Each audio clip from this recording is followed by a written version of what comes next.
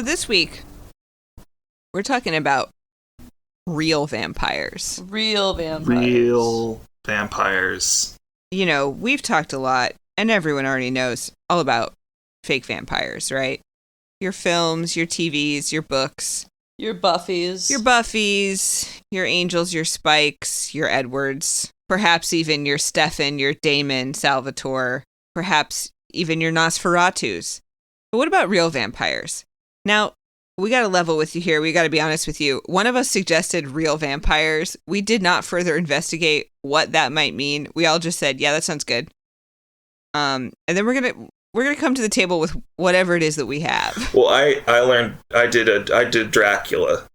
I wanted to know the biography of Dracula. Are you talking about the one and only Vlad Stepesh? Yes. Vlad the Impaler? Stepesh. Stepesh. I think that's how you say Vlad it. Stepesh Draculesti Basarab. Draculesti. Is that what happens when he upskirts you? Gross. Although, you know what? I'll give you points for it. It's Edgy January. Just a heads up for the listeners. No Cuss December is over. It's Edgy January now. Things are going to get really intense. Things are going to get spooky. Named by Discord user, our Discord user Snacks, Profanuary. Profanuary, yeah. So we're going to be saying fuck a lot and making references to sex and death. Yeah, I've definitely said some things I regret already. This is going to get it's day 2. Disgusting. You're going to see a side of me that no one ever sees, you know? Whoa. Yeah. It's going to be blue around here. It's going to be blue tonight. It's going to be. But by February, it'll be done. Yeah, it'll be February is fun. getting awfully close to Lent to be saying gross stuff. And also, it's Valentine's Day in February. Yeah. So you got to be sweet. So you gotta be. It's a sweet month. It's a month for being sweet to yourself and your lover. The whole time you're like, kiss, kiss, kiss, kiss, kiss. Yeah. Yeah. And then you give up kissing for God. You don't have to give up kissing. That's not. Well, you could. That's what you should give up for Lent. Kissing? Yeah, you should give up kissing for Lent. Well, okay. I mean, I think I've discussed this before, but I find it hard to think of things to give up for Lent that are not just like self-improvement, which I don't think is really the point. It's easy to be like, I'm not going to have sugar. I'm not going to like watch dumb TV shows. And that's all stuff that's like... Yeah, it's so American also. It's very like instructive self-help. And positive. Yeah, right. To treat it like self-help. Rather than to treat it as like, this is something that it's like a painful absence that should remind you of how easy you have it and how your suffering is, you know. Oh, so maybe you could give up like your private jet. Yeah. Or like your family. So hard. Yeah, your family. Because like that's something you enjoy that's not selfish, you know? Yeah. Give up your family. It's not, you're not personally bettering yourself usually by giving up your family. Yeah. So yeah, I think you should give up either kissing or your family for Lent. One or the other.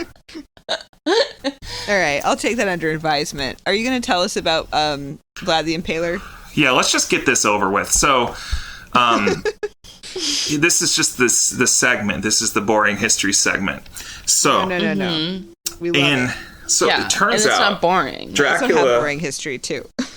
Not really a guy. Like, I mean, he was really like he was just like a guy, and I was just like, when does this get vampire-y? And it turns out he's just like a guy who sucks, from history. So, the original real vampire Dracula, is referring to Vlad Draculesti III, who is Vlad the Little Dragon. Vlad the Little Dragon. Yeah, exactly. Is he? Yeah. You nailed it. Oh, is he so cute? Yeah. It was cute. Well, Dracula, Dracul, means dragon. So, like, the name means Vlad the Dragon, you know, basically. So,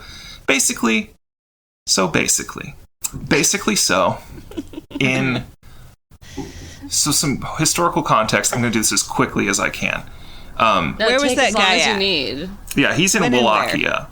which Wallachia is now Romania. Actually, it was also Romania then. Like, Wallachia is like an exonym, so like we called it Wallachia, and they called it Romania, and it is where we now call Romania. So it's Romania. He's from Romania. We're talking... The place we know as Romania. Yeah. He's born between 1428 and 1431, sometime in there. It's a long time ago, so we don't know exactly when. We're going to be talking about, the 1400, the mid-1400s here. At the time, there's like some shit going on in the area in Romania. Wallachia is having kind of a difficult sort of time. So this is sort of the time in history where Europe is doing Europe-y things, but then also the Ottoman Turkish Empire, the Ottoman Empire, is kind of expanding into Europe for the first time. And they're really big and really strong and really scary. And Wallachia is not very big and is very little and is shoved up against the Ottoman Empire to the south, and then to the north, the Kingdom of Hungary, which back in the day, really big. Really, really big. And the whole empire? Yeah, just shoved up in there. And so it's like you got this little country where Dracula's from.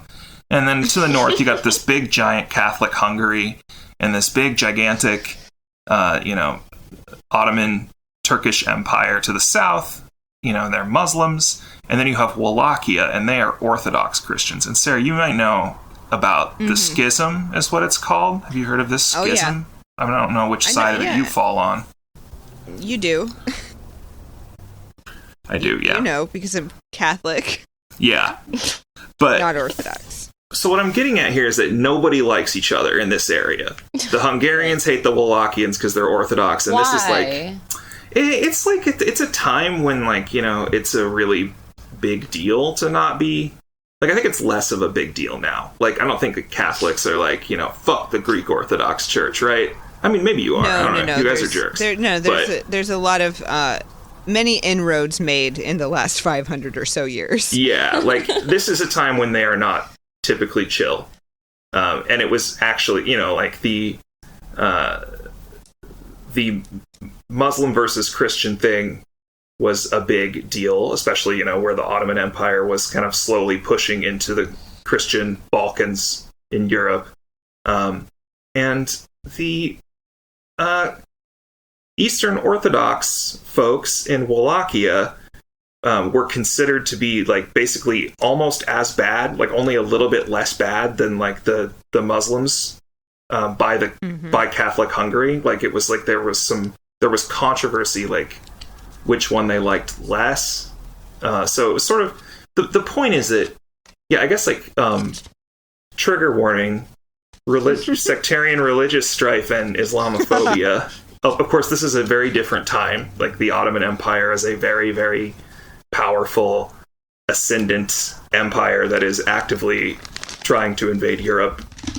And, European Christians in the 1400s also dicks. Everyone sucks. Everybody's an asshole in this story, basically. But yeah, anyway, that's kind of just the context. Dracula's dad, his name is Vlad II. Dracula's dad. So Dracula's dad is also Vlad. He's actually Vlad II. Dracula's Vlad III. Dracula's Vlad III.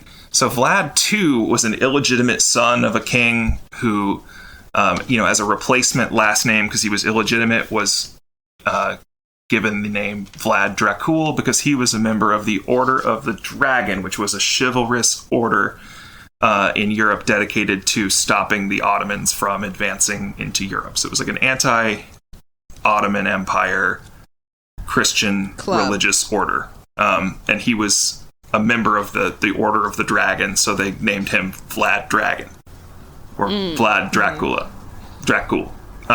Dracula. And then through some shenanigans, there's going to be a lot of shenanigans, he becomes the voivode of Wallachia. Voivode means prince, but is actually like king, Yeah, I can't believe that really is how you say that word. Whenever I say it in my head, I'm like, that can't be how you say it. But it is how you Voivode? I'm say pretty it. sure it is, yeah. What, Wallachia? Wallachia. No, but I always want to say like Richard Hell and the Voidoids.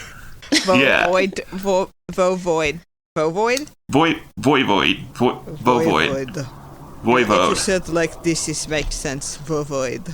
Voivode. Yeah, it works. Is Romania Latin? Yeah, so, well, at least the Romanian language is like not a Slavic language. Yeah, so... It's a Romance language. I think people think it's Eastern European. Oh, everyone. I mean, it is in It kind of Eastern Europe. is. It's just, it's like kind of culturally more Romanized than the rest of Eastern Europe. So, like, during Roman Empire times, there was a settlement. There's a Roman province there called, I think it's Dacia. And Dacia, which is like now Romania, the people who live there, their whole thing has been like, we're not Eastern Europeans like everybody else around us. We are the original descendants. We're the descendants of the Roman settlers. Whether or not that's true is kind of like whatever. They are pygmies. Yeah, that's accurate. Yeah. No disrespect to the Romanians, who are frauds. No, much love to Romania. Much love to the Romanian brothers and sisters. But yeah, their whole thing is like, we're Romans. That's why we're different. So we're Romans, and we're not like all those other guys, and we're Romans over here in our special little Roman area. They think that we're like... We're not like peasants. You. Yeah. Well, they're right. Well, I mean... The problem is just that they are also dirty peasants. Oh, and thus that's where the pick me is. Exactly. Occurring. That's what makes them pick-me's, yeah. They're acting out of envy. Right.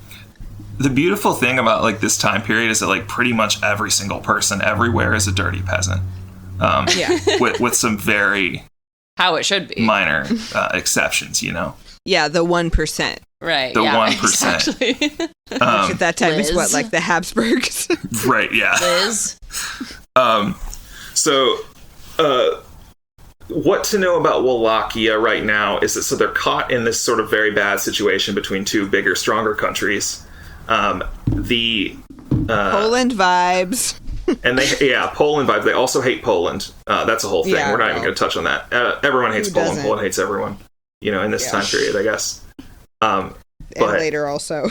Yeah, but the thing to know about the Wallachian government in this period is that it's like a monarchy, but the rules are, instead of just being like, you know, patrilineal or whatever, the rules are anyone is cool being voivode as long as you are descended from Basarab the First.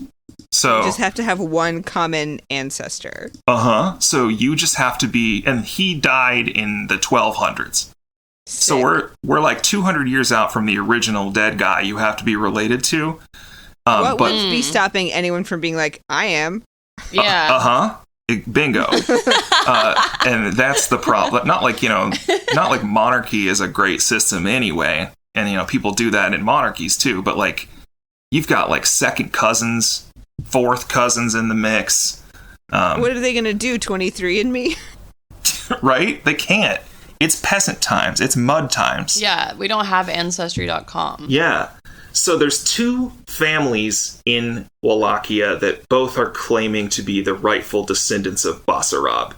And they are the Daneshtis and the Draculestis. So, whoa. Yeah. So the Draculestis, so cool. Named after Vlad II, Dracula's dad. So the Draculestis are in power.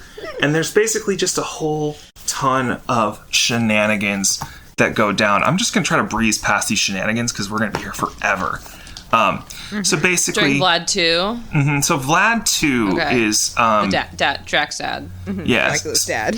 So Wallachia is in this horrible position, and they keep having to, like, swear allegiance to either Hungary or the Ottomans just to, like, not get invaded. So, like, they're initially sponsored by Hungary, and Hungary is like, all right, we're not going to crush you as long as you stop the Ottomans from invading Hungary. And he's like, all right. And then,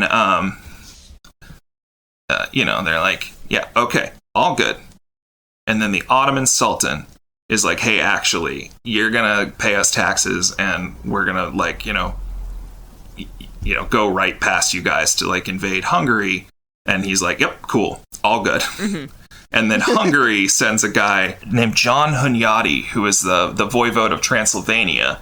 Weirdly enough, Hunyadi the Hottie, they called him. Hunyadi the Hottie. Yachty. He was the Hottie. So Transylvania at this time is part of Hungary, and it's just to the north of Wallachia, where we're talking about. So this is the guy in charge of Transylvania specifically, but not all of Hungary, coming and being like, hey, actually, you can't let them do that. You can't let the Ottomans, go through this area, or we're actually also going to crush you like a bug. Do you think he was like, hey, actually? Kind of, yeah. But basically, they've got everybody on both sides being like, hey, actually, so you can't do that. You have to actually be on our side or we're going to squish you. And then Vlad... And I bet he said, well, what am I supposed to do? Just go fuck myself? Yeah, but what he actually said to them was like, okay, yep, whatever you want, 100%. And he did that like 3 times. And then eventually the Ottoman Sultan summons Vlad to Edirne? How do you say it? Edirne? The city that is the capital right now. And is like, we're just going to have a meeting about whose side you're on, come on down. Mm-hmm. And Vlad too says, yeah, sure, I'll come on down. And he brings, so Vlad II brings his 2 youngest sons. He's got 3 sons. The Mircea is the oldest son. And then it's Vlad III, Dracula. And then his youngest son's name is Radu the Handsome. Ooh, yeah, well, I mean, not his birth name. That's kind of his nickname that he gets later on, I'm assuming. But so Vlad Sr., Vlad Jr., and Radu the Handsome go there, and the Sultan of the Ottoman Empire is like, okay, cool, you're on our side, right? And he's like, yeah, absolutely. And he's like, okay, cool. And then he puts them all in prison for switching sides so many times. This leaves 15-year-old Mircea, the Mircea Draculesti, as the ruler, which doesn't go well because then there's like a big sort of power grab. Power grab, yeah. So Hungary is concerned because the whole royal family or whatever, except for one kid, is imprisoned in Turkey. So Hungary then just invades Wallachia and installs one of the Daneshtis, the rival family, Vladislav II Daneshti, as the voivode. So basically, after that, the Ottomans are like, well, that's not going to work for us. So they release Vlad Jr.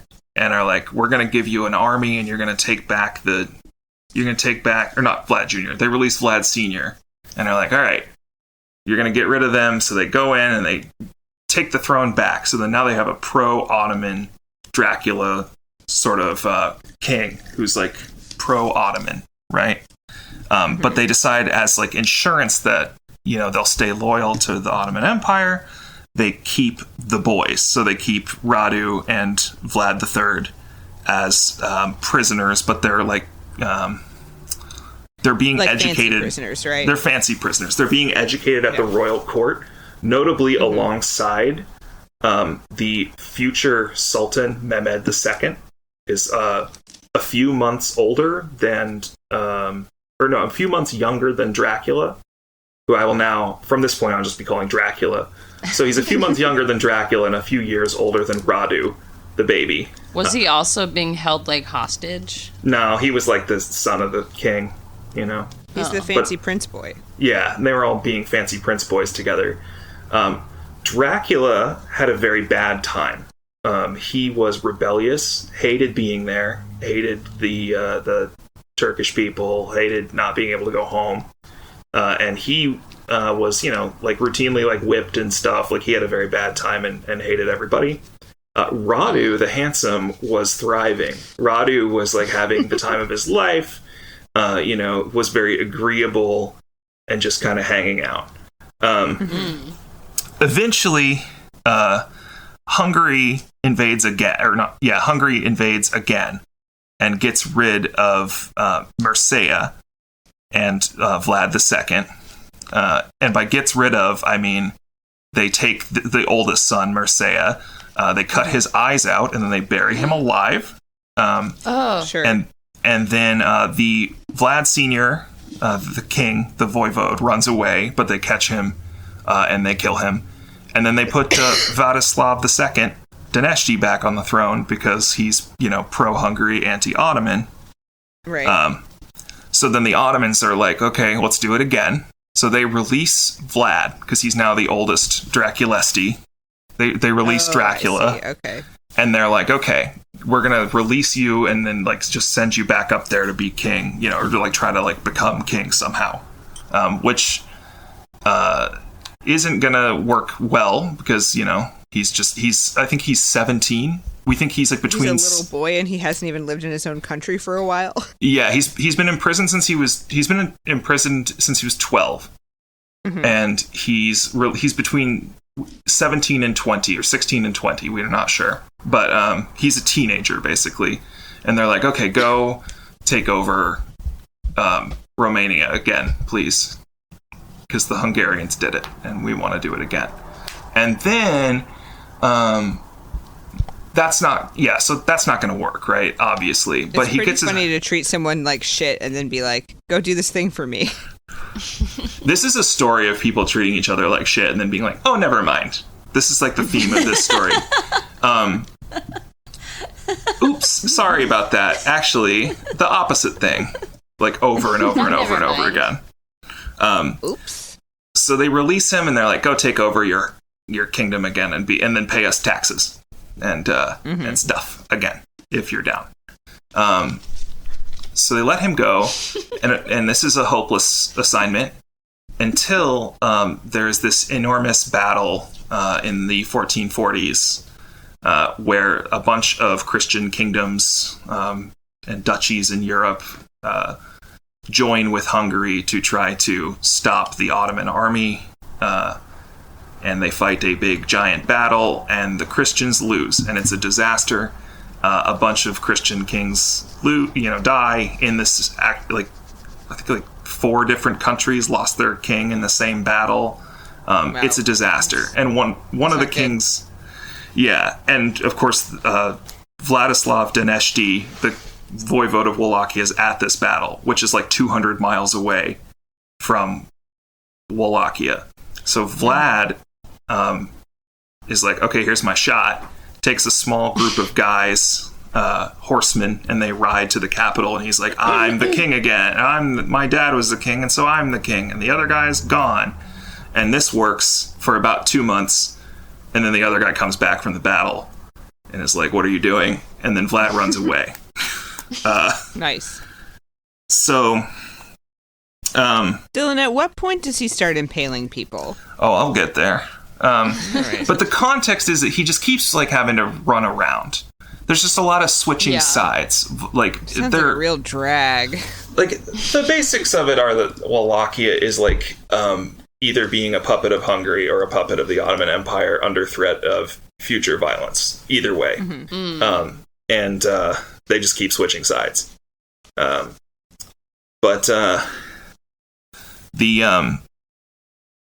So after the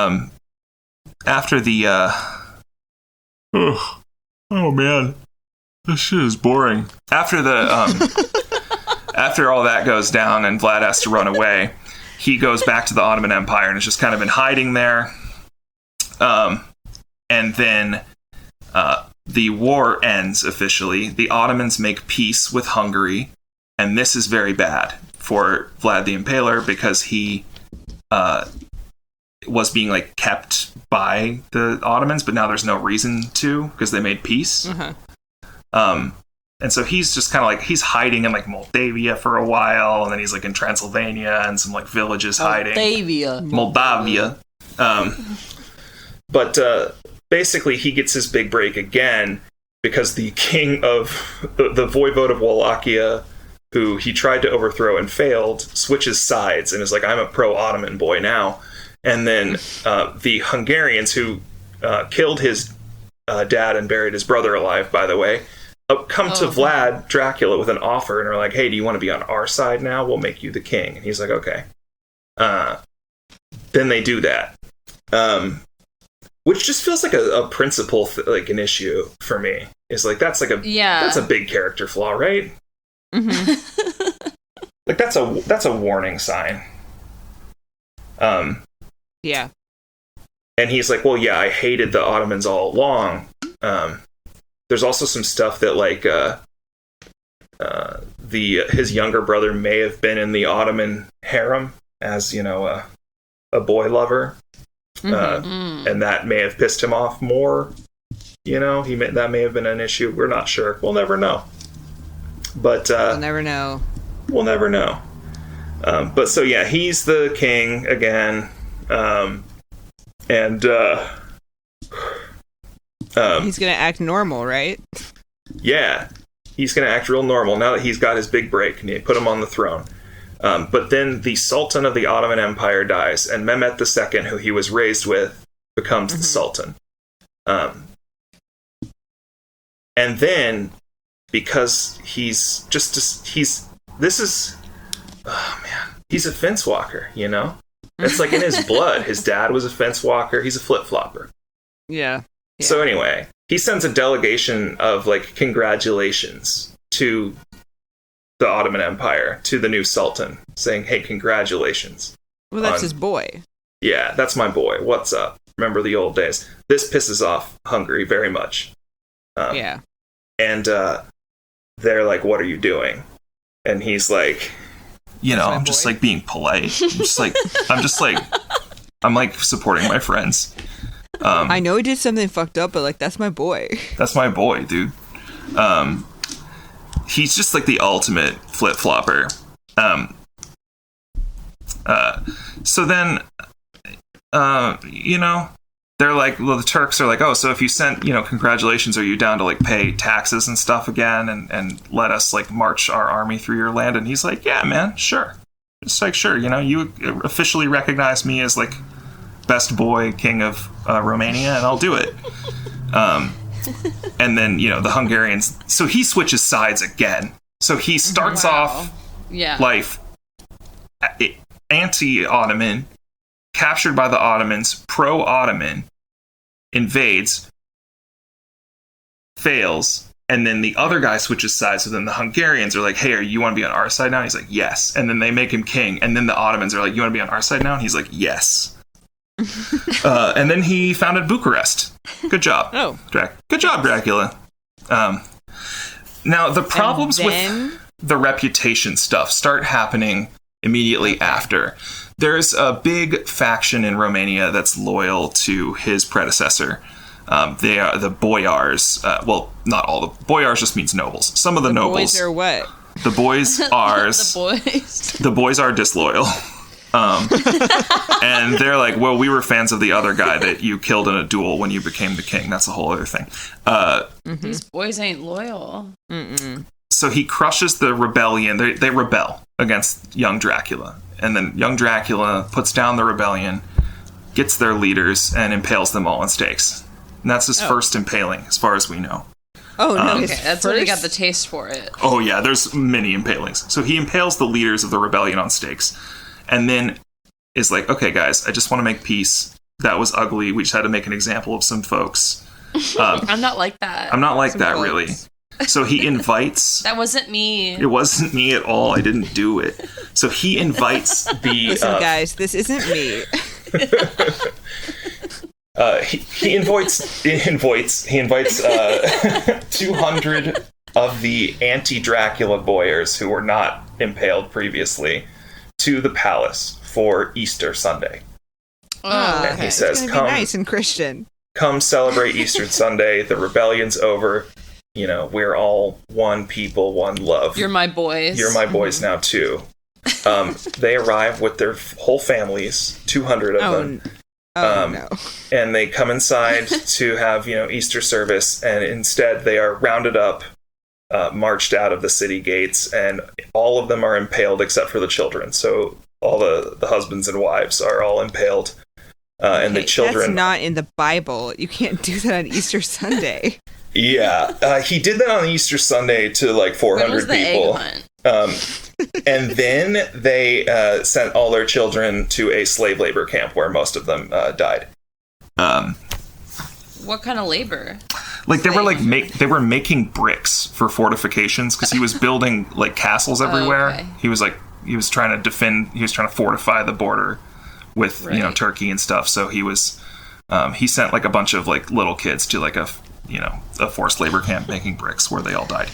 Most of them died. Sad. Any questions? Problematic. Yeah, he is. This is what I'm getting at, I guess. This has been way too long already, but he's a fence walker. He's a fence walker, and then when he gets called out on it, he just impales some folks. More things he did that were bad were he persecuted Catholics a lot. He hated Catholics Imagine the accountability process for that. I don't know. Yeah. I don't know how like terribly religious this man was. I don't get the sense that he was like very motivated by faith generally. They need some harm reduction practices. They need harm reduction. I would say a person who is known to be a fence walker is probably not very religious. I don't think he really is. He did impale a bunch of Catholic priests. And then, everything is like pretty stable. He's impaled everybody who's, could have threatened him. And he's just kind of hanging out. Except, oh no, he's not. He decides to change sides again. He says, no, this is too boring. He's like, I'm settled down. I've got my 2 wives. I'm hanging out. I've impaled everybody who hates me. But there's not enough drama in my life. So he says, you know what, Mehmed II, I'm not paying you tribute anymore. I'm not sending you any more boys. Boy. Speaking of boys, that was a big part of the issue. Was there's a system at the time called the Devshirme system, where Christian boys from the Balkans were sent as tribute to the Ottoman Empire, where they were trained to be, they were enslaved, and they were also trained to be soldiers. So the Ottomans fathers taught them to be killers. Their fathers, well, no, they never saw their fathers again, probably. No, they're prisoners. Yeah. They're imprisoners. Yeah, like part of the tax. Not their prisoners. Like, the Ottoman Empire's thing was they would be like, hey, we'll smash your country unless you send us a bunch of 8 to 12-year-old boys. Oh, no. To be for normal stuff, soldier surely. boy slaves. Yeah.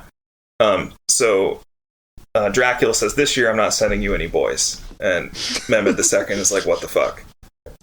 And then preemptively, after this, Vlad invades Bulgaria, which is Ottoman territory, right to the south of Romania.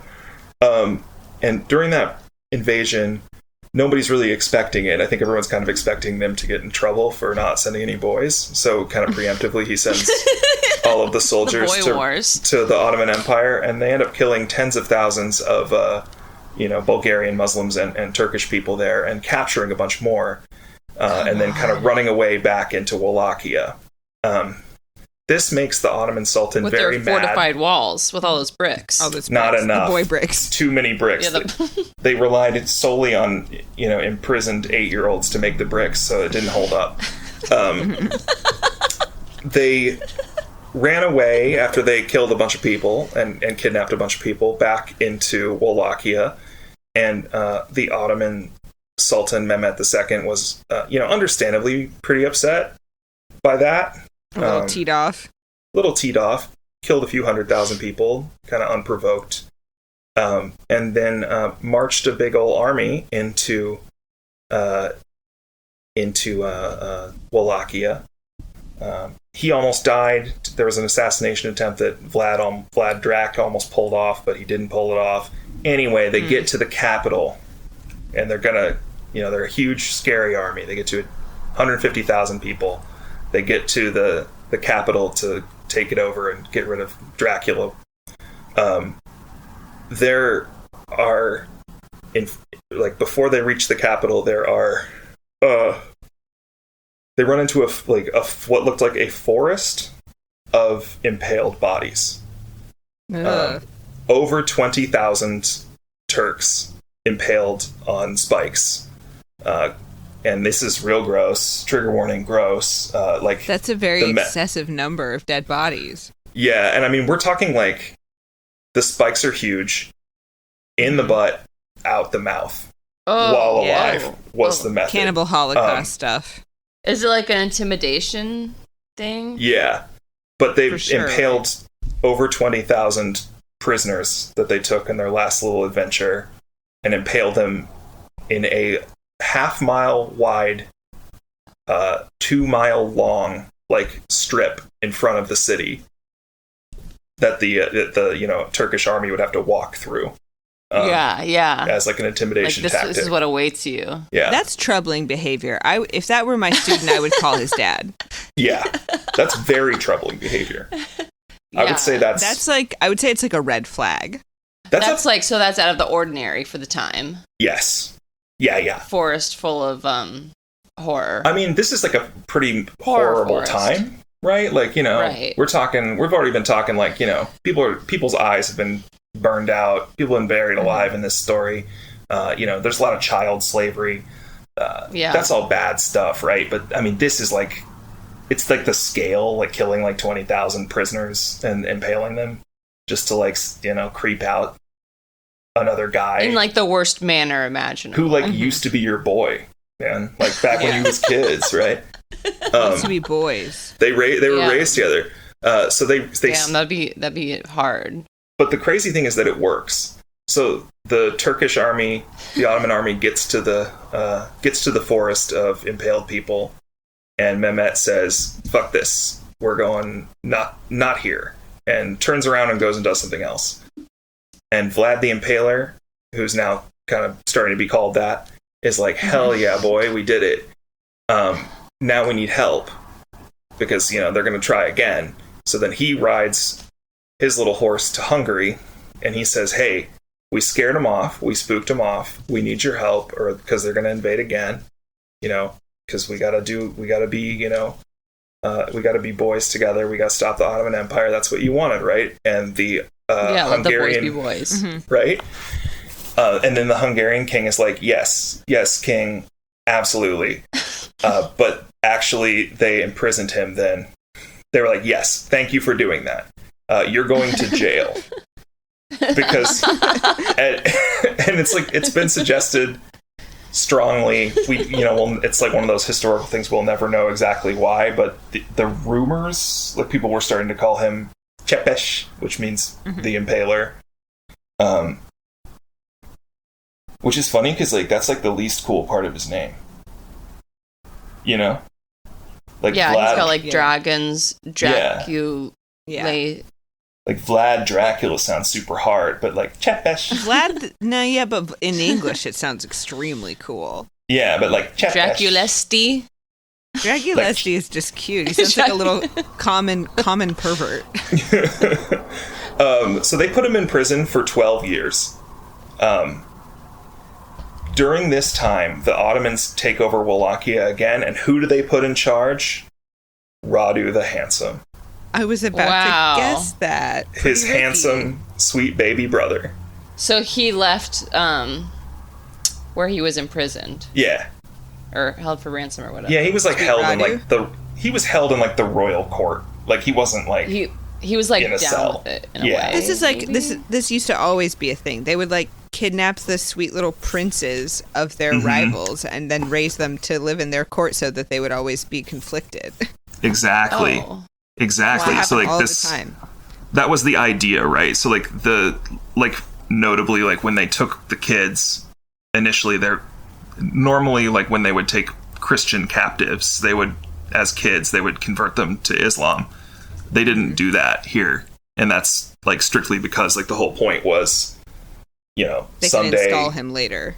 Yeah, exactly. We'll as needed kind of like put you guys in charge as long, and you'll be an insider, right? You'll be like they have like the blood claim, but not the actual loyalty. Exactly. Which was the intent with Dracula. It didn't really go their way because he was immediately like, "I switch sides." Well, they should have been nicer to him. Yeah. There's an account from a monk during his time in prison saying that Vlad couldn't let it go. Couldn't let his cruelty go, and that he was apparently observed impaling rats on nails. Like he would put nails in planks of wood and impale rats on them.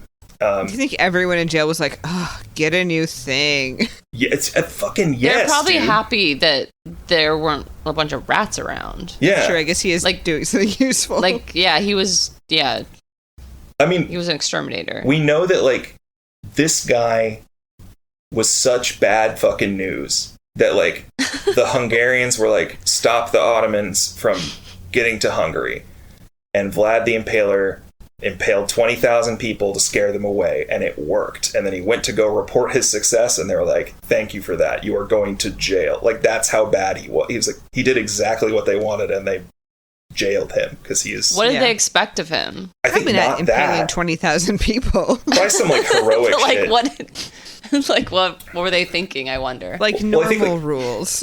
I think like more importantly, like war stuff. he like had been losing support throughout the country, probably because he kept fucking impaling everyone. Like at first it was cute, and then he just kept fucking. It was like Catholics, merchants he didn't like. He was just thirsty for it. Yeah. So then the Hungarians started to support Dan the Third, who was the rival claimant, which is hilarious. His name was Dan the So Third. lame. No. So then, 12 years later, get this, Sounds 12 like years a later, Steely Dan cover band. Dan the Third, Daneshti, was the rival claimant to the throne. He never made it, I don't think. So Radu became king, and then while Vlad was still in prison, Radu was unfortunately assassinated. And then there was another guy. The handsome? Yeah, Radu the handsome guy. Soft hands, because he was just a cutie. Yeah. But then the Pictures of Radu. Radu's, well, there are none. Radu. Yeah. Drawings. Maybe they find a description. There's drawings of Vlad the Impaler. Is he on Facebook, Radu? He had a sick mustache. But then, yeah, just to conclude that they then let him go, and they're like, hey, will you help us invade Moldavia? Sorry we imprisoned you for 12 years. Will you help us invade Wallachia? We'll make you king again. And he was like, okay. And then they did that, and they made him king. Come on. Of Wallachia. Of Wallachia, again, 12 years after they imprisoned him. And then that didn't last very long, because the guy he kicked out, the pro-Ottoman guy, came back with a big army, and Dracula died in a battle, trying to keep the throne in 1475. So that's Wow. Dracula. He didn't drink any blood, but that the we myth, know of. yeah, But, the area around is really soaked in it. yeah. Yeah. Well, I mean, like, Dracula this is really, like, kind of one of the first true crime stories that, like, captivated the imagination of Europe, because, we're talking, he dies in the 1470s, the printing press comes around in the 1490s, and at the time that printed books first started appearing, the two most popular books were the Bible and historical accounts of the fucked up things that Dracula did. Like, Hey. which would have only been like 20 or 30 Anti-Bible. years previously. Like before fiction was even a big thing, the best-selling books in like Germany, the first ever bestsellers were books being like, listen to all this crazy shit that this guy did in Romania. Whoa. And because that sort of tradition, like that hype built so early, over the centuries, he got associated with like more and more and more evil stuff. Right. In Romanian, modern time Romanian language, not during his lifetime, but in current Romania, Dracul also just means devil, which kind of helped him be, even more notorious, because his name is Vlad the Devil. Yeah, well, I mean, the other options like Dan. Yeah, Dan. Yeah. Dan or Vlad the Dan. Vlad the Devil. Dan or Devil. Dan or the Devil. But Another good name for an album. weirdly enough, He's considered a national hero in Romania.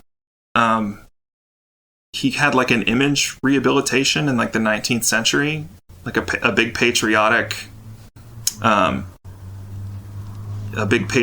sort of nationalist revival. His reputation, and he kind of has been retconned into this like Romanian hero who crusaded, or who defended Europe from the Ottomans and protected Christendom.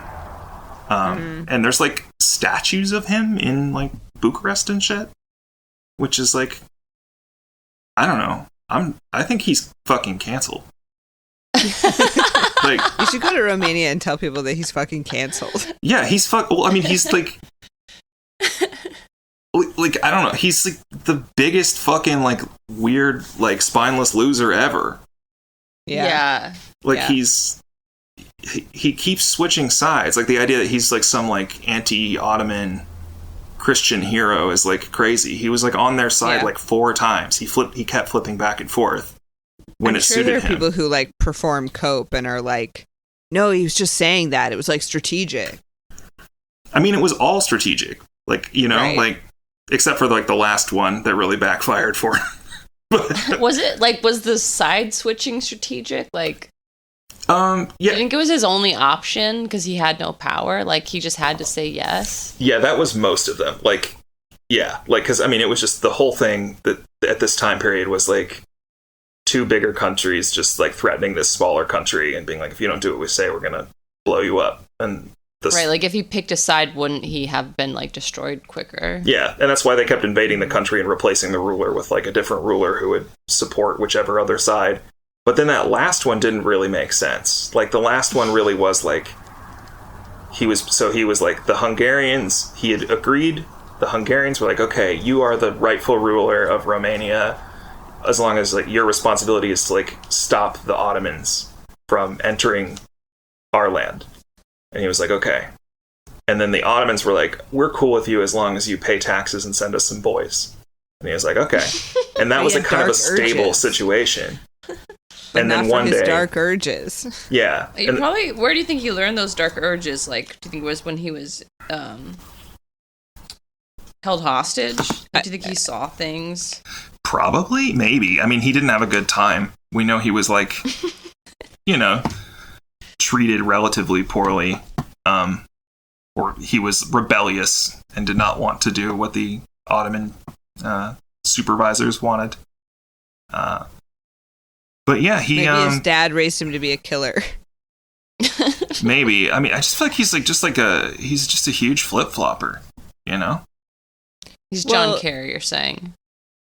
Yeah, he's like the John Kerry of Europe in the day.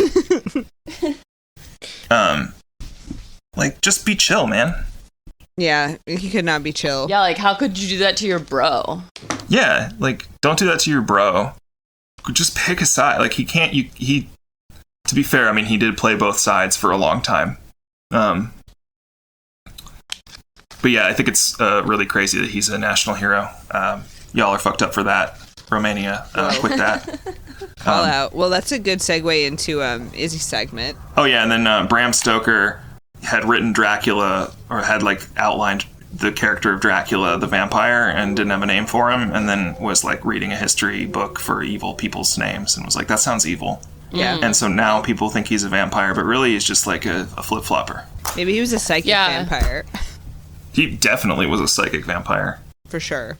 I read that the people of Romania were resentful of Bram Stoker for like misrepresenting their hero. Oh, I'm sure. Yeah, Dracula. Yeah. Yeah, go ahead. I was like, I'll go far as to say that Dracula, the fictional vampire, is like probably a more ethical guy than real life Dracula. He definitely didn't kill 20,000 people. Yeah. Maybe like 2,000. He's been alive a long time, but yeah, exactly, right? I was gonna say. When we talked about doing this topic, Izzy said that she wanted to talk about what's going on in Romania, and she did not elaborate any further. Do you have any updates, Izzy, on that front? Yeah, I was curious about what's going on in Romania, so I got a couple scene reports, some on-the-ground news coverage. Well, one listener said that they have a dog from Romania, and they think that he's a Dracula. Oh, what does he do? Oh. She said that he has the soul and the eyes of a human, and he uses his consciousness for evil. Yeah, that sounds like Dracula stuff. But yeah, I wonder, like, if you were a dog born in that area, is there, like, extra violence in your bloodline? If you're a dog? Yeah, if you're a Romanian dog. Like, because Dracula's spirit is in you? Yeah. Because of the blood? Imagine all that, like, 20,000 impaled people. Like, that's the history. There's, like, blood soaked in the land. Are you saying all Romanian people are psychopaths? No, I'm saying that this dog, who's from Romania, she says he has evil tendencies. I'm just saying, maybe there's more likely to be, the spirit of a man trapped in a dog in Romania than in, say, Switzerland. That seems like a really high proportion of people who definitely got turned to ghosts when they died. Yeah, those people all got ghosted, right? Well, I don't know, though, because if they're, like, innocent, and it largely sounded like they were. Like, it wasn't like there were a lot of big battles and they were, like, prisoners of war. Like, they were just like... Don't you think if somebody staked you through the ass, you'd have unfinished business with them? Ooh, that's a good question. Yeah, I'd probably haunt them. Yeah. But if there's, like, 20,000 other people doing it, like, how much haunting can I really do, Like... Well, maybe you get bored and your spirit goes into a dog's body instead. What else is going on there? It's cash only.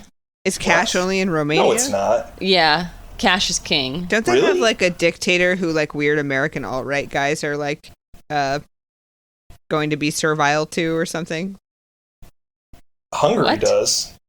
Oh, maybe I'm thinking of Hungary. Orban? Yeah. Oh, and I'm thinking of Cobra was hanging out there. Oh, Cobra Tate. Cobra Tate was Cobra in Romania? Yeah. Because of their lax sex trafficking laws. Not lax enough, apparently. Yeah, not. He must have been. They did put him in really prison. Bad. Yeah. I think he was saying that it was like, oh, there's like Eastern European girls who want to get with American guys. Everything's cheap. You can like you can be a high roller in shitty Eastern European countries. The food seems bad. Well, yeah, lots of bad? Like meat stews. Well, yeah. This is gonna sound Eastern like Europe. Yeah, that's what I was gonna say, but I have no right to say that. Like. Is it possible to eat vegetarian in Eastern Europe? My friend who went to Romania said that he was like a lifelong vegan, and he said he stopped when he visited Romania. It's definitely possible in Poland if you're in a city. Like when we were visiting my family, it was not really possible. Because you're not familiar with like. You wouldn't know how to order. Like nobody would. If you ever went to somebody's home, it would be a great insult to you for them to not cook you any meat.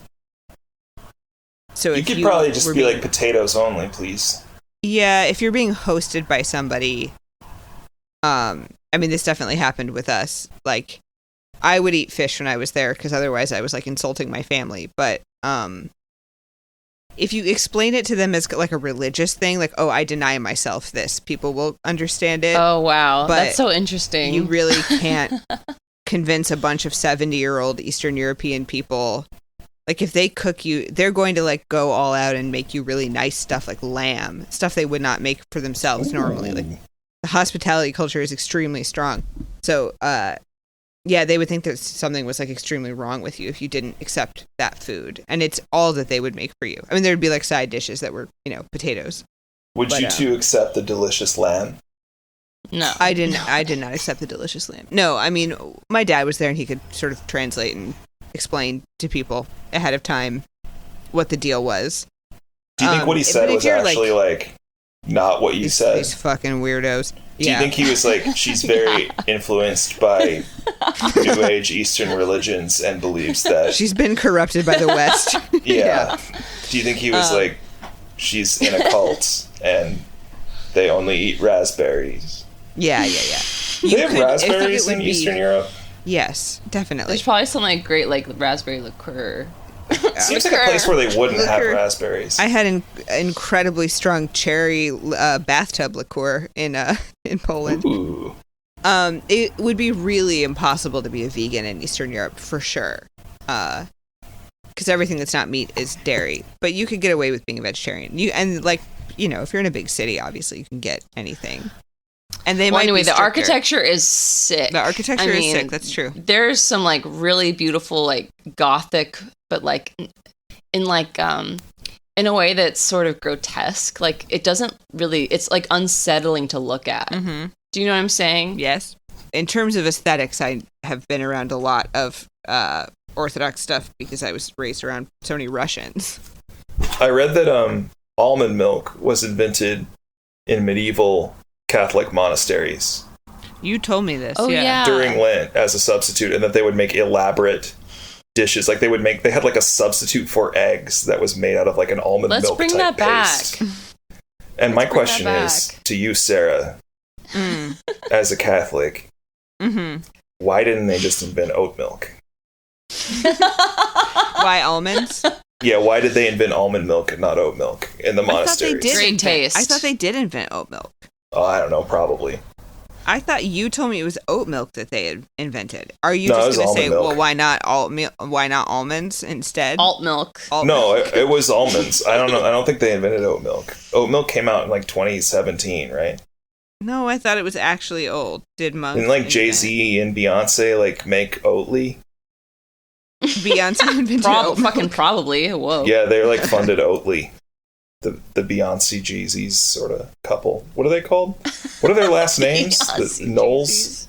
The Z Knowles? The Carter Knowles. Oh, the Carter. Yeah. Oh, I was gonna say, I was like, what is it? Z Knowles? Yeah, I thought his last name was Z also. Yeah. I don't know about like rap stuff that much. Sean Carter. Yeah, I only care about pop stars. Okay, did monks The invent? wives of the wives. Monks invent. Can I say one more thing about Dracula? Historical Please. Dracula? Absolutely. He had one son.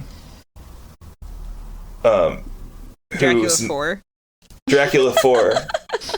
But he didn't name him Dracula, which was like he didn't name him Vlad, which is like, why you fucked up. Fumble. But his name was Minea the Wrongdoer. Okay, that's pretty cool. Wait, that was his given name at birth? No, that was his title. Oh. That's what they called him. Minea the Wrongdoer. Wow. Because he tried. Cool. He also became the ruler of Wallachia after Dracula died. Briefly. But then certain people switched sides, and there was a coup. And you don't yeah, say. And then he ran away to Hungary, to Transylvania, where he was killed by a mob in front of a church. Oh. Very unpopular. Wacula de Wacula. But I only mention that because, like, Minea the Wrongdoer is, like... That's pretty sick. That's hard. What is that, like Dark sure. Souls boss, right? What is that? You know? Wait, is Dark Souls based on Romania? Yes. Yeah. It's, like, historically accurate It to looks Romania. cool. I, like, want to play now. It's actually, like, it's just, like, a simulation of Romanian history from, like, the Middle Ages. If you want to go see, theoretically, Dracula's remains, you can go to the Snagov Monastery. But again, it won't make you a vampire. Buried. Going to the grave. Yeah, like, you can't, like... He won't make you a vampire because he actually like if wasn't. you knock, what if you ask real nice? What if you put your head down there next to his grave and say, "Sir, yeah, wake up"? What if you go late at night? Yeah, but like I don't think he had powers. I think he was just a jerk. Like that we know of. That whole documentary I watched didn't say nothing about him having powers. Yeah, but would they tell you? If he had powers, why do you have to run away so many times and then switch sides like 6 times? Well, vampires have to run away all the time because they're afraid of the light. And that's garlic. true. Vampires are flip-floppers. Yeah. Maybe his power was just his evil, like his evil nature. I'm telling you, he was a psychic vampire. He was a fence walker. Flip-flopping. Just like vampires, walking the fence of life and death.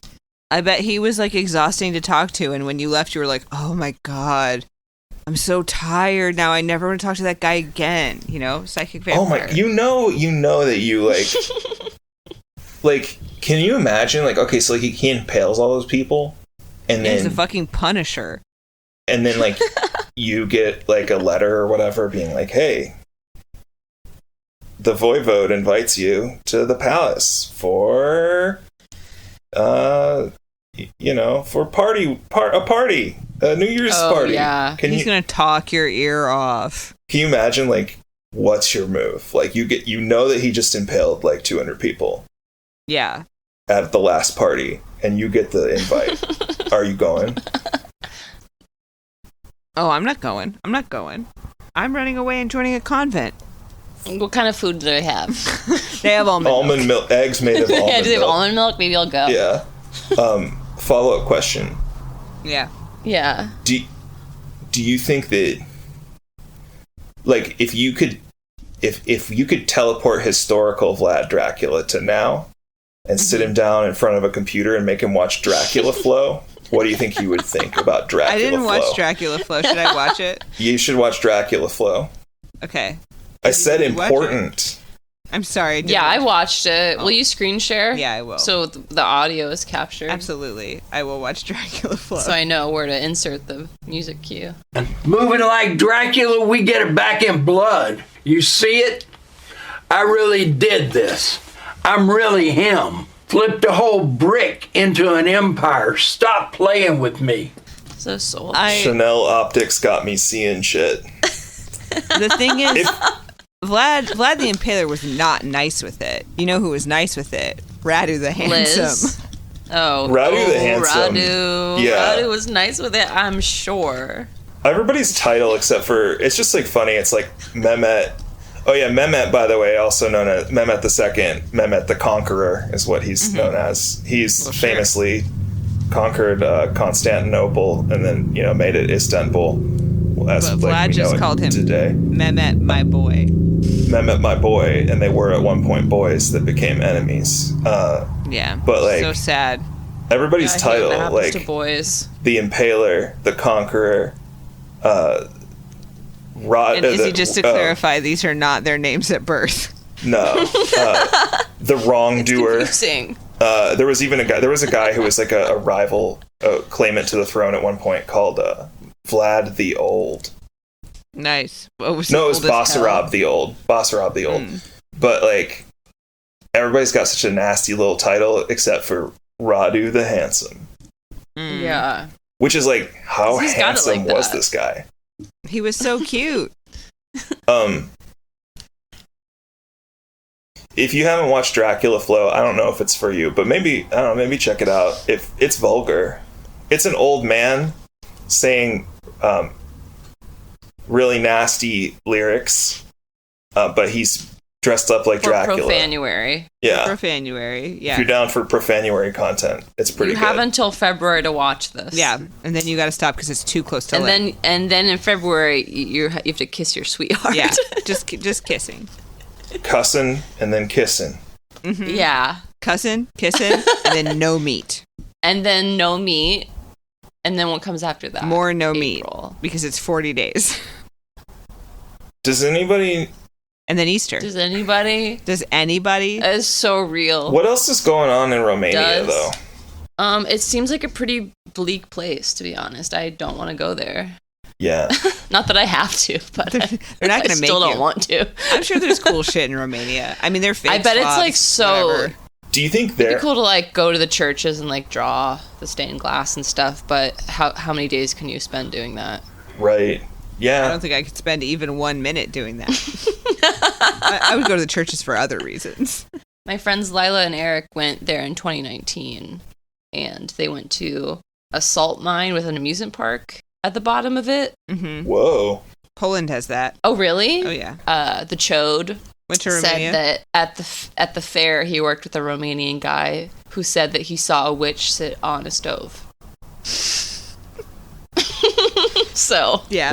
Okay. Wait. Is it still hot? Or I need more context than that. Is that a thing? Is that where they sit? I asked for some more information and the subject was changed. Was the stove in Indiana or was it in Romania? No, this was in Romania. Like he worked with a guy from Romania who said to the Cho that he saw a witch sit on a stove, like a hot stove. Was it? So I don't know. But like she was okay, so that's Sounds how we know sus. she's a witch. She's a witch. Yeah, that's how you know Yeah, she's a witch. I She think can sit on so. a hot stove. Yeah. I don't know if that's a good test. For a witch. Yeah, what if you like don't have sensitivity in your butt because of some kind of like, you know, Medical nerve spell. problem Some kind of spell you cast on your butt. or a spell? Yeah, that's what the phrase "sit a spell" means. Whoa, you blow my mind. Yeah, that's all I have on Romania. It looks gorgeous. Love to them. Use code Bimbo Summit at travelocity.com to book your next trip To Romania. Bucharest. This episode is sponsored by Romania. Romania. Come visit. See the history. Enjoy the Carpathia. We're Yeah. sorry I said that you're fucked up for that. Like, we do like Christopher Columbus. Like, we're fucked up too, you know? Okay, he didn't impale sure. 20,000 people in the butt, though. I mean, he's bad, but I He mean, could have killed more people. not or, like, that you know of. he's like Yeah, directly I know, it's responsible for like more death. But that's true. on the other hand, he didn't impale 20,000 people in the butt. It's an evil kind of. I think we can all it's agree like they're apples both and bad. oranges. Yeah. Right, of evil. Yeah, it's Both true. evil things. Both evil guys doing evil shit. Sarah, do you have a report? I mean, okay. Well, I got a couple things I could talk about. Here's the thing: we have talked before in our urban legend episode about Slavic folk vampire folklore, right? This has been covered on this podcast, so I don't really need to get into it. If you're interested in like that kind of shit, I would look up the Upier. That's the kind of prototypical Slavic vampire. Very cool, very interesting. A lot of stuff about the soul wandering around, divorced from the body 40 days after death, and all the different things that could happen, things that could go right, things that could go wrong. Maybe your soul goes back to its house and just does some chores. It's fine. It's normal. Maybe your soul goes back into your body, but it's wrong now, and then you got to drink blood. Oh, no. Wait, what episode was that? I think it was when we That talked discussed? about superstition. It was the superstition episode. Okay, I'm We going to did a link that in superstition episode? We did. Yeah, we did. It's crazy. It's like, yeah, take a wander through the library. Perhaps my favorite class in college I ever took was about vampire folklore and mythology. Very fun. And morphology. Morphology. Then what the hell did I just Yeah. talk for so long for? Hit me with some morphology, dog. Well, it's either that or Elizabeth Bathory. You got to choose. Let me Well, pee. I was reading about Liz, and I'm really, really interested. Let me talking pee. about Let me Liz. pee. Okay, I'm going to pee too. Let me Okay, pee. I want to hear about Liz. Okay, we'll talk she's about a Liz. girl boss. She was absolutely a girl boss. Okay, BRB. I'm not loyal to anybody. I'm a demon. I have no loyalty for anyone.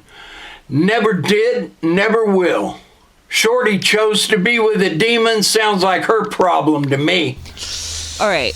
Elizabeth Bathory, the woman, the legend. A win for feminism. An absolute win for feminism. Girls can do anything. Girls can impale too. Girls can impale Okay. too, or did they? Okay. Ooh, Elizabeth interesting. Bathory. They. She was a countess. She was Hungarian. That's right. We're back over there. Ugh. Why is it always over there? Well, And she was related to a prince of Transylvania. Yeah, of course she was. Gosh, sorry, I got too Miss excited. I Dracula. dropped my This is mic. Miss Dracula. Yeah, Dracula her. Oh my god, they should have like hooked up. Vampire her. They hooked up. They should have hooked They up. hooked up? Listen, Breaking Yeah. news, they hooked up. I don't think they would Liz have. and Dracula I don't hooked think up. they would have hooked up because she was Hungarian. I mean, maybe during part of it they could have hooked up, but then he would have been. Yeah, he like, was sometimes "Sorry." on their side. Yeah. So she's a little bit later. She was born in 1560. She's like a fancy lady, you know. Her uncle was the king of Poland at one point. You know, it's like Hungary, Sus. but it's Slovakia now. These borders, they're not quite, you know, well, they're fake, is what I'm saying. Mm-hmm. Yeah. Many people have heard of Elizabeth Bathory. They're like, did you know about the world's most prolific serial killer? Now, a couple things wrong with that statement. First of all, serial killers kill people according to a very specific pattern for very specific reasons. If Elizabeth Bathory did, in fact, kill 600 girls and young women, it wasn't like in the same way that, Ted Bundy did it. She's not a serial killer. You're saying that she had motive. I'm saying that she had a real, demonstrable, non-sexually psychopathic reason, which is just that she needed girl blood. Whatever. You're saying she manslaughtered 600 girls? She manslaughtered them. No, actually, I'm not even saying that. So she's a powerful young lady. She's got a sick dowry, an excellent dowry that includes a lot of land and stuff. She marries this guy who also has a lot of land. What was his name? She's 15. Ferenc Nadasny. Ferenc is a sick name, isn't it? He was a Hungarian nobleman. Don't worry about it. Was he like Ferenc the handsome or anything? Yeah, was he like Ferenc the wretched man? The bad? No. Ferenc the disgusting creep. But if you look at a picture of him, he's all like hunched over and he just looks very Eastern European is all I'll say. But this was like a match made in heaven in terms of getting a whole bunch more land and power in the region. She's like, she's a well-positioned woman. She weirdly was raised Calvinist, which is like, who the hell in Eastern Europe is a Calvinist? I don't know what's going on there. But she was like, which one is that? Well, Calvinists are kind of Protestant. They're like very strict, no fun at all Protestants.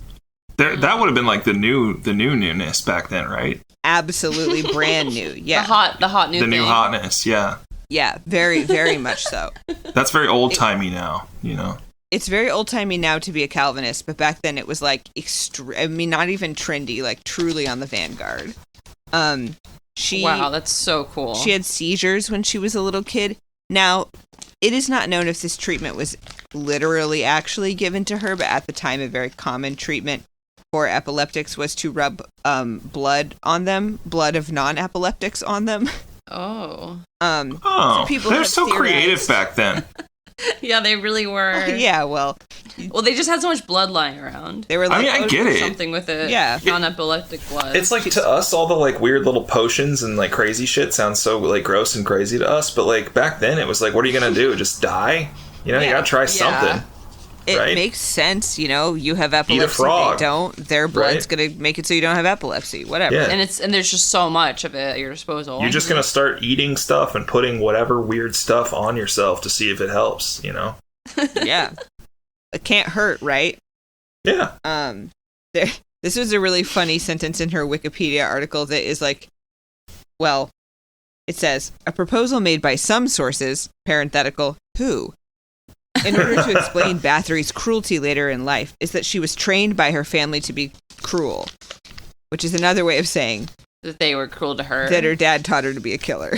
Oh. No. So anyway. This again. Yeah, this again. She marries this guy. They got like a sweet, sweet setup going. Just a lot of land. Having a great time. 10 houses. 10 houses. 10 castles. No more falling sickness. Here's the thing. Nobody really knows anything about her. Like what was going on. There were young women who lived at her castle. Because that's what everybody did back then. Young noble women would come and live at the court. That's how it worked. Because if you were a fancy person with a castle, you needed people in the castle so the castle wasn't depressing. And so lesser fancy people would come live in the castle. And those people would be your friends and also your like social audience. Oh, wow. We need that in America now. Yeah, how would we swing that exactly? Like I think we should do it like by square footage. Like I would say if you have an extra 1,000 square foot, I'd say you get 1,000 square foot a person tops. Uh-huh. But if you're like a family of 4 living in a 6,000 square foot house, you have to have a court of at least 2 retainers. 2 individuals. You have to, yeah. And like one of them can be like a jester. and one of them can be like, I don't know, something else. But a lady in waiting. Yeah, a lady in waiting. But I think that if you have an extra 1,000 square foot of house, you need to employ retainers. Yeah, I like that. I'm down with that. So, like, Kim Kardashian, she would have, like, how many jesters and lady in wait? I don't know. How many houses does she have, right? Like, because it's not just the one house. Yeah, she's probably got to have, like, at least 4 houses. Yeah. It'd be weird, though, if you were, like a family of 3 in a 4,000 square foot house, and you just had to get one dude. Yeah. To just be, like, you're, like, two... I mean, that's a pretty big dang house, though, so... That's a big-ass house. You probably it's a big-ass want house. someone in there, to, like, just to make it less echoey. I just think 1 is an awkward number of jesters for, like, a family of 3 to have. Okay, listen, we're talking about fucking Elizabeth Bathory. Sorry. She and Fenrink, or whatever his name was, creepy guy with the Fenrink, they've got some kids, you know. They're married for 29 years. He gets a mysterious illness where his legs stop working, and then he just dies. Oh my god, I thought he died in war. No, his legs hurt. Why did I think that? Oh. So, he's like on his deathbed, and he calls over his friend, this guy, Georgi Derso. I don't know, Hungarian is weird. Hungarian's not a Slavic language. I'm fucking lost when I look at these names. Anyway, this Thurzo guy, he was like, hey, Fenrink was like, keep my wife and kids safe, bro. And Thurzo was like, absolutely, my man, I absolutely will do that for you. When your legs all the way stop working and you die, I'm here for you, and I'm gonna watch over your kids, and your wife. That's not what happens. Her husband dies, and very soon after that, these rumors get started about what she's doing up there in that castle. Now, the king of Hungary, Matthias II. I'd like to retract my previous comments about Elizabeth Bathory and Dracula hooking up, because I did the math, and she was like a minor when he died. Gap. Yeah, she would have been... He died in his like late 40s. She would have been 16 or so when he died in his late 40s. That's fine. Back then? Hell yeah. No. She was 15 when she got married. Yeah. He was probably older than her. So you're saying it could have happened, and they could have had the devil baby. They could have had the devil baby, yeah. Darn. So listen, Matthias II is like, hey, Thurzo, go see what she's up to up there, and like, wink, wink, tell me it's bad. Thurzo goes, and he and his like little sniveling creep friends collect 300 witness statements, which seem to indicate that Elizabeth has killed a bunch of girls. She's got this part of her castle that's like, for young noble women to live in. And all these people are like, oh no, like women are getting tortured, women are getting killed. Oh no. There's girls go up there, young noble women go up there to be educated in the ways of courtly whatever, and then they don't come back, they die.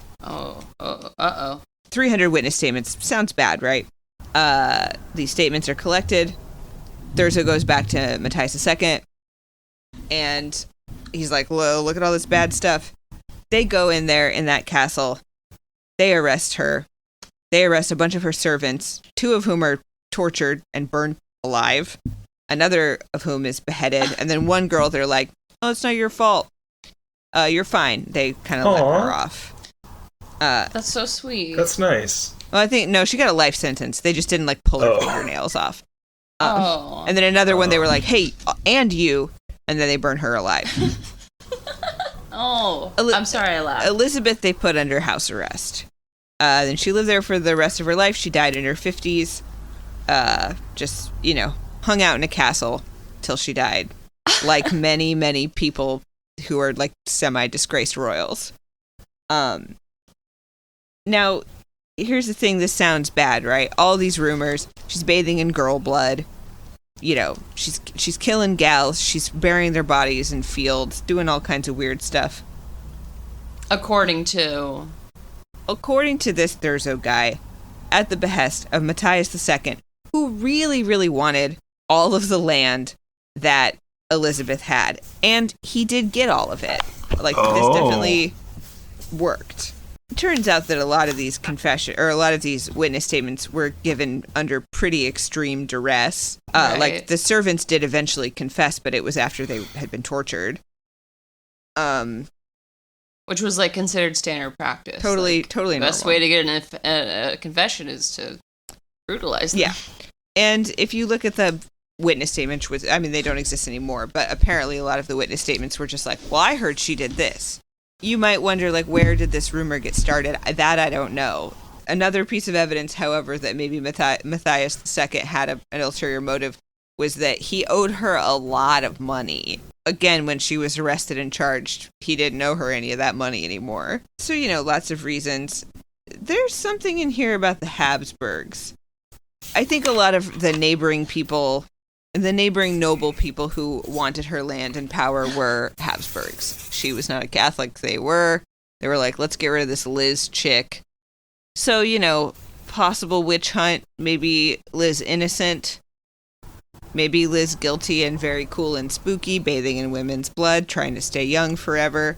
Impossible to say. That's how history works. She was either a totally normal person or she killed 600 women. And we'll never know the truth. Have they tried to spray luminol? Yeah, luminol. You want to do some luminol? Have we sent forensic files? Yeah. Have we put forensic file in the case? Because I bet they could crack it. I heard that she was a hypersexual, crazed lesbian maniac. Yeah, well, and a girl boss. Yeah. What's the difference, right? And she was, like, obsessed with her fading looks. Yeah. I mean, it's a cool and glamorous story. I don't really care if it's true or not. What I'm saying, though, is that Thurzo, what a snake. He said he was going to help her. It's another case of a boy abandoning his boy. I gotta say, though. What? Like, for the time? Yeah. 300 witness statements is pretty good evidence. It's a lot. But I would like to know 1400s? materially. Those statements seem to be like, I heard she's killing gals. And someone else is like, yeah, she took a bunch of gals up there. But this is also like a time in history where it was like, upon your testimony, a crow flew over the western wall. Yeah, exactly. Yeah. I think she did it. And I think I think she did it for like social and political reasons that that make sense in a modern context. I think she's cool, and I think that go Liz. Go Liz. I think it was like a protest act. She was a radical. Yeah. Did she do it? Sarah, what do you think? Did she do it? I don't think she killed 600 gals, but there's a lot of weird people out there. She could have did it. Maybe she did it. Mm-hmm. You're like some insane, possibly inbred royal person raised probably under very strange conditions. People rubbed blood on you as a child. Maybe you got some weird blood stuff. Who's to say? Call in 706-45-BIMBO. Liz innocent? Did she have a deformed dwarf assistant? I Do you guys hear that? So. Who says she does? I watched this incredible video from Real Crime. It's called Lady Killers, the real life Countess Dracula. The video just like claims that she was inbred and insane, and she made everyone nervous. Relatable. And she was like a psychopath with sexual, like, sadistic tendencies. Yeah, I mean, certainly these things are said about her. But like, who says them? Her assistants? No. Are the people working for her? Like, the 300 testimonies? Yeah, I'm sure some of it is, stems from the testimonies. So are you thinking of the Jesuit scholar who wrote Tragica Historia, which is the first account written of her case? Oh, I have no idea. That might be the man of the cloth to whom you were referring. However, Tragica Historia. That's the name of my new goth band. Oh yeah, Tragica Historia. We're book was written in horrible. fucking 1729, which is a long time after this happened. Whatever. I think she's a victim of the patriarchy. Yeah. Yeah. Hell yeah, Women can do girl. anything. Yeah. Women can own 10 properties. Okay. And have how many servants then, Dylan? How many courtiers? What's the square footage? Probably huge. Are you counting all the land around the castle? I mean, I think we need to like adjust for that. Yeah. Not like I don't think it's like square foot per. Like if you live on like a big house and a big piece of land, I think that you do need to have some retainers. I don't think you need to do like 10,000 square feet per empty field, because that would get out of hand, I think, pretty quick if you lived on like 40 acres or something. But I do think that, I would say for every 10 acres of unoccupied land, you need one more jester, I think. And, if you need to build an outbuilding or something for that to work out, then that's just kind of your social responsibility. Mm-hmm. It's a matter of honor, you're saying. Yeah. Well, it's just sort of a matter of, it's like, don't litter, pay your taxes, look both ways when you cross the street. Every 10,000 square foot, or every 1,000 square foot of house that is unoccupied by you or your family need to be filled by like a jester or like some kind of a court. Dylan, is jester the herald only court role you know about?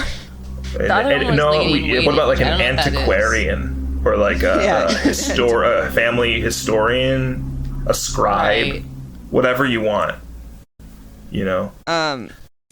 A lady in waiting is when you're the servant to the fancy girl. Oh, okay, you're waiting for her beck and call. You're there with the coat, you're there to like take the thing off, put the thing on. Oh. Hand her a fork. I also like don't think you should be able to cheat this system by like opting for like a standard like housekeeper or like cook, I think you need to have some kind of like a minor title. Mm-hmm. Yeah, in your that would be staff. That's staff. Yeah. Staff is that's different from staff. court. Yeah. Right. Yeah. Exactly. Absolutely. Yeah. No, they can't be there to like do something useful, really. They have to be there to do something completely superfluous. Like frivolous. Yeah. Get yourself a harpist, Yeah. Get yourself an antiquarian. Yeah. What's an antiquarian? Do they collect old books? Yes. I think they they keep a library and a collection of heirlooms and treasures for you. Do they have a cabinet of curiosities? 100%. Yes, they like a most shrunken certainly head, do. Oh, yeah. and something preserved in some toxic liquid. Yeah, that's what you keep in the library. Yeah, okay. They have I would probably like that job. Some kind of a special arrowhead or something, and they have probably they probably have like a piece of the true cross. Mm-hmm. They probably have a nail. They have an anatomical Venus. Yeah, they probably have like a bottle of mercury around or something. And they take sips sometimes. Yeah. Pass it around at parties. Then they say really weird stuff. And you're like, is this like a prophecy? Dude, back in the day, like, mercury was like, it's like medieval Xanax, Like, yeah, it's true. It's, and by that I mean not like it's an anxiety medication, but like in the sense that like the guy drinking it at the party is gonna ruin everything. Like the guy taking little swigs of mercury along with his ale is gonna really ruin a nice time, probably. No. He's nice with it off the Xans. He's gonna have to have an exorcism later, and it's really gonna kill the mood. Okay, I have got to leave. Oh, good for you. Oh. Well, we'll miss you. Dylan and I are going to continue talking about real vampires for another 4 hours. That's right. We're going deep into midnight tonight. Ooh, marathon. All right. This has been We're playing Bimbo nothing but Summit. vampire hits tonight. You know any real vampires? Give us a call, 70645. Bimbo, have you ever been the victim of a psychic or blood vampire attack? Have you been to Romania, Bucharest, Transylvania? Did she do it? Would you bathe? Did he do it? Did he if do it was it? gonna make you look really hot, would you bathe in virgin blood? He definitely did it. There are a lot of sources from like Saxon traders in the area, as well as we're gonna let the listeners decide. It's Turkish, not our job Hungarian, to tell them what to think, Dylan. And Romanian sources, like many different independent sources. Yeah. It's just our job to furnish them with totally accurate information. What about Hungary, though? Give us a call. What about Hungary? 70645 Bimbo. This has been Real Vampires. And even though the gods are crazy. And even though the stars are a vampire. Whoa. I'm really sorry, everybody. I tried to find a real vampire to talk about, and I just found another boring history thing. But I do want to share that one time a guy I know named Trevor went to Romania, and then they were all, or not Romania, it was Hungary, but they were all like weird and mean to him, and then he found out later that they thought he was a Romani traveling person, and they were being racist. But actually, he just has black hair and is from Wisconsin. Well, there you have it. There you have it. There you have it. And we'll see you next time. Right. Sorry. Goodbye. Bye. Sorry, everybody.